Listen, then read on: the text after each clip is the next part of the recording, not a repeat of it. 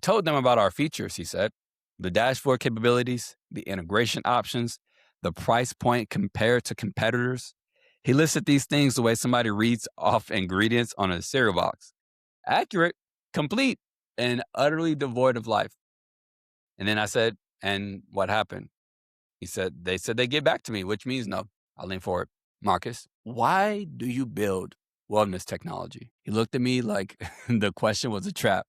Well, because there's a market for it. That's not what I asked. Why do you specifically build this? What followed was 45 minutes of the most painful excavation I have ever witnessed.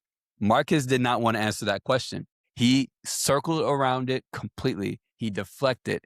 Every time I tried to ask him, literally, he would just make up something else that was very superficial. He talked about market research, about industry trends, growth projections. And every time I brought him back to the actual question, he physically leaned away from me. But finally, I got it out.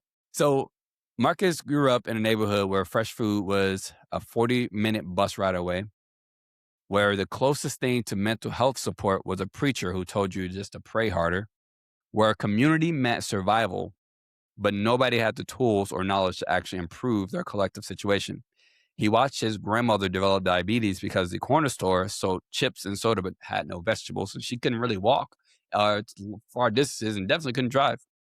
He watched his uncle spiral into depression because there was nowhere to turn and no one who understood him. That was why he built wellness technology, not for a market, for communities like the one he came from, for the families still living that same reality, for the kids who deserve better than what he had. So I asked him, I said, why didn't you just tell them any of that stuff? And he literally just stared at me.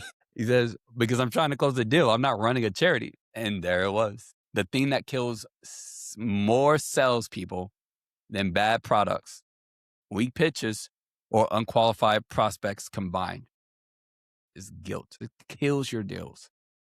Guilt it does. Not the guilt of you didn't work with them and now they realize that they should have went with you. Not that guilt. No. It's our own internal guilt that we have and we place on ourselves. And it's crazy because I want to read this. The guilt that sabotages every sale. Most salespeople are carrying a weight they cannot name. It sits somewhere between their product knowledge and their prospect conversations, and it manifests as hesitation, as deflection, as pitches that sound technically competent but emotionally hollow.